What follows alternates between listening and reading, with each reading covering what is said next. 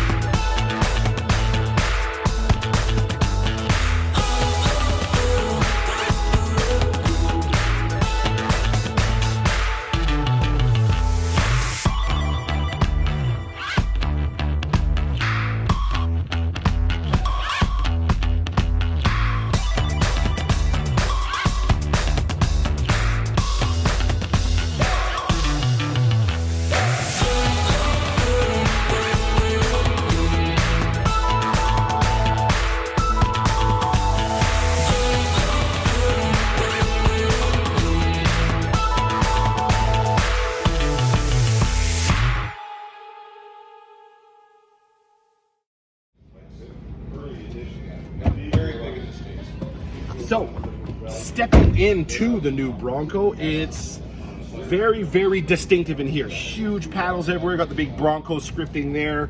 Kind of reminds me how Mustang's got its scripting there as well, which is very cool. Massive display here. I think it's about 10 inches if it's 1 inch. It's huge. Digital gauge cluster, nice chunky wheel. You have your GOAT modes, goes over any type of terrain modes in here as well.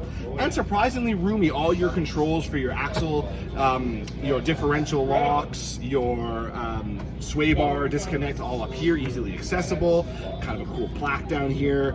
Window controls and mirror controls here, kind of weird.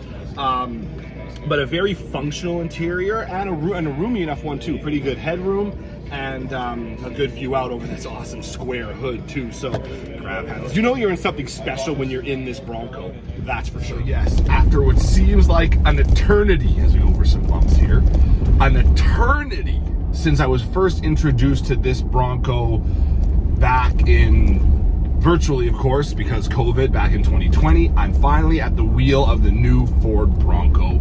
You've seen me drive the Ford Bronco Sport before. If you haven't, the video is linked right here. But this is the big one. In fact, this here is the biggest of boys. This is the Ford Bronco four-door. This is the Badlands edition. Big, huge 35-inch tires. I have a e-lockers both front and back. I've got a 2.7 liter V6 turbo engine, and I have, of course, the folding soft top, huge ride height.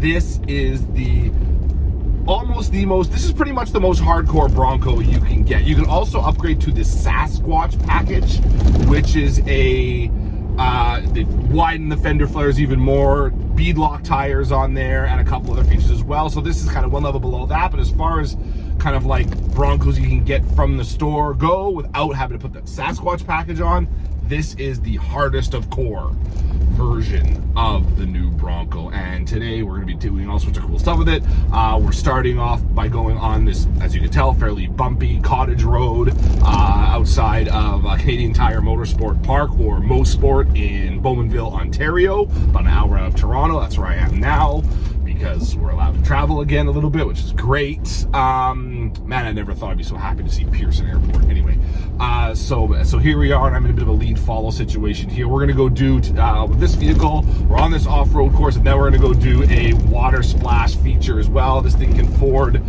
a lot. I'm not exactly sure the number is. I'll put it on the screen as soon as I get that, but it can go through quite deep water for sure. So we're gonna test that out a little bit here in just a minute. So as you can tell from the camera, which is now quite shaky, yes, still don't have a gimbal, working on that.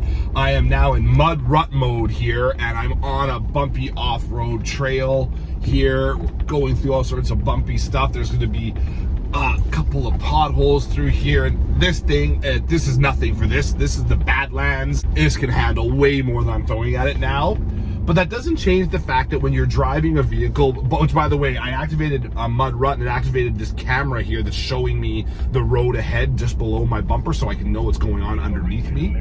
Pretty cool. And so it doesn't matter that I know this can handle more. The way this vehicle acts, even in this slightly more tailored back or pared back off-roading, is pretty impressive. Even though it's this heavy duty off-road vehicle, it still feels nicely insulated here, more so than it would in a Jeep Wrangler, which is obviously the main competitor for the Bronco. This feels, even in this rough terrain, more insulated than the Wrangler would. I've driven the Wrangler in very similar terrain to this before, and its Gladiator kind of twin as well. And this is a little more cultured, I would say, through here than you might get from a Wrangler. But man, does it ever feel unstoppable. Just to show you the kind of stuff we're going through, I'm going to flip the camera around now so you can see what it is we're dealing with here. And what you can also see from this view are those two little kind of the black, almost like gun sights on the outer corners of the hood there. Those are there for a number of reasons. Those are standard on all Broncos, but they work as a way to tie a canoe to the roof, for example, to stabilize it. But they also kind of work as a bit of a sight, so you can really aim this vehicle down these roads. So it really shows you where the corners of the vehicle are. Now, it's not perfect because obviously the tires expand a little bit. The track, I should say, expands a little bit beyond where those two black gun sights, in quotation marks, are sitting. But it does help you really aim the vehicle on a tight, narrow road like this one, which is pretty cool, and it just looks so cool as you look out over the hood here of this Bronco. That's pretty awesome.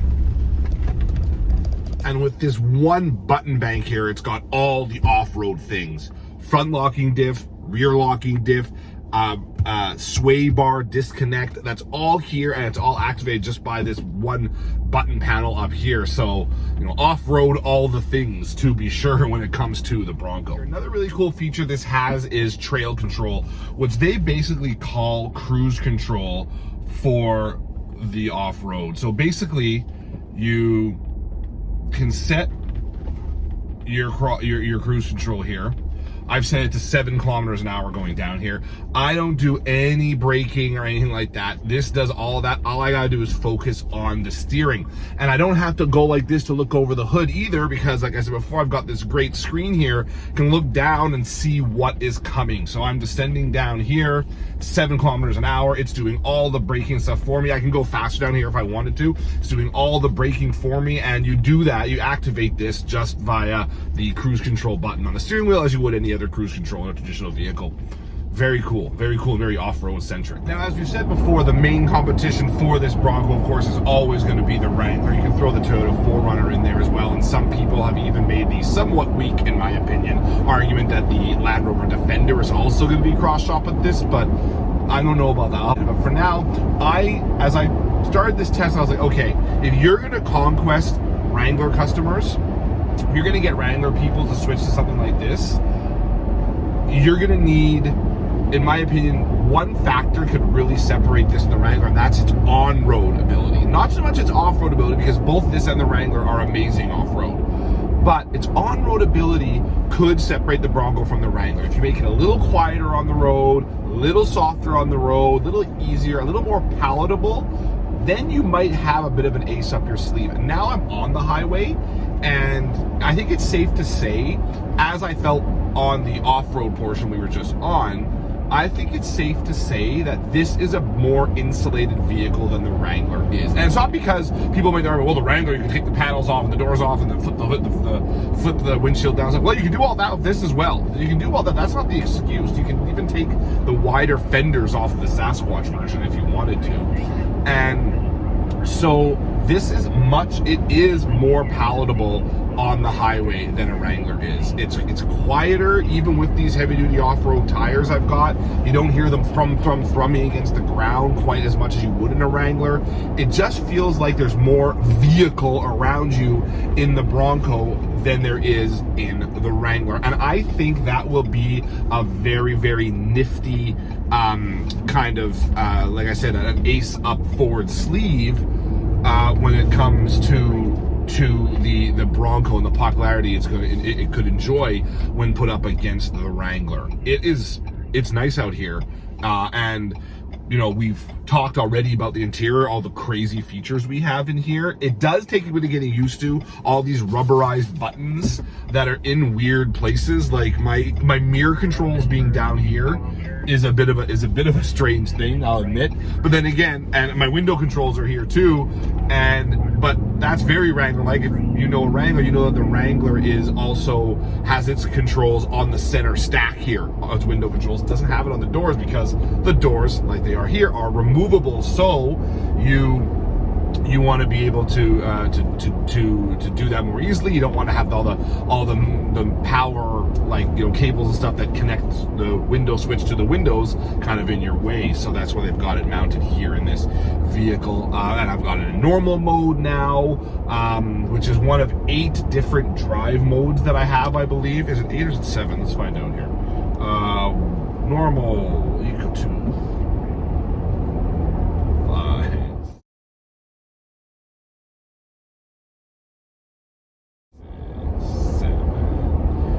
So 7 drive modes here across all of the Bronco lineup. There's actually 8 drive modes in the GOAT world, the goes over any type of terrain world, not the greatest of all time world, the goes over any type of terrain world. That's what they're calling their kind of drive mode system. There's 8 entirely. The one I don't have here that other models have is Sport. I don't have Sport. This is the Badlands version. It's not about being sporty. I believe the Sport setting is more reserved for like the Outer Bend version, which is the more kind of the more all-round version of this Bronco. So anyways, I've got all these drive modes. It's nice. The seats are comfortable. This has the Wrangler beat in terms of comfort, which really shouldn't come as a surprise because I'm sure Ford knew that when it came time to design this Bronco. Like, you know what? If we're gonna do this, we have to make that interior. We have to get it right. We have to differentiate ourselves, and I would say they've definitely done so, both from the Wrangler and from other Fords. No other Ford, even the Bronco Sport, looks like this inside. No other Ford does. This is a whole nother world for that, and that is a very cool factor that kind of gives the Bronco a very kind of unicorn-like vibe to it. So we're gonna finish off this thing by taking a spin in the 2-door version of the Bronco. This is a little bit sportier than the 4-door is, a little more agile. It's a little more focused, I would say, than the 4-door is. It's a little more unique. It's a little more of a halo type vehicle in that way, but regardless, what I have noticed though is it's a little louder actually in here than I found it to be in the 4-door. So that's kind of interesting. But still very cool that we have both of these options. Room up front's the same. Obviously it's snugger back there. It's very agile, like incredibly quick back and forth transitions. The 2-door version of this vehicle, this is very, very, very cool. But it's got me thinking, you know, when I think of the Jeep Wrangler, while they've had the 4-door out one for a while, the 2-door is the one that tends to jump into my mind. And these two vehicles are going to be inextricably linked from now until probably forever. Like, you're not going to get anybody who can speak of one without thinking of the other. I'm almost sure of that. But the thing of it is, though, one isn't necessarily better than the other.